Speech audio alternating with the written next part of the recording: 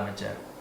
அதுக்கப்புறம் ராஜா உள்ள வந்த பிறகுதான் மியூசிக்கில் இவ்வளவு விவரங்கள் இருக்கிற அரேஞ்ச்மெண்ட்ஸ், அதாவது பிஜிஎம் என்னென்ன பண்ணணுமோ, மியூசிக்கில் என்னென்ன பண்ணணுங்கிறத அவர் ஒரு பெரிய ஒரு போராட்டமே நடத்தி இசையில் ஒரு ஒரு உத்வேகத்தை கொடுத்துவாருன்னு அவர் இளையராஜா தான். எம்எஸ் போட்ட ரோட்டில் இவங்கெல்லாம் அழகுபடுத்தின ஆட்கள்.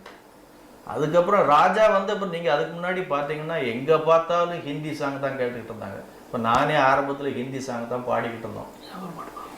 ஆரம்பத்தில் எல்லா பாடலும் இருந்த ஆராதனா இதெல்லாம் பார்த்தீங்கன்னா அந்த நேரங்கள்லாம் வேறு எது தமிழ் பாடல்கள் எம்எஸ் பாட்டை கேட்டுக்கிட்டு இருந்தாங்க ஒழிஞ்சு எல்லா இடத்துலையும் ஹிந்தி தான் கேட்டுக்கிட்டு இருந்தாங்க. அதுக்கப்புறம் ராஜா உள்ளே வந்த பிறகு தான் தமிழ் பாடல்களை கேட்க ஆரம்பித்து ஹிந்தி அப்படி ஒதுக்கிட்டாங்க. ராஜா வந்த பிறகு எத்தனையோ பாடல்களை வெரைட்டியாக கொடுத்தார்.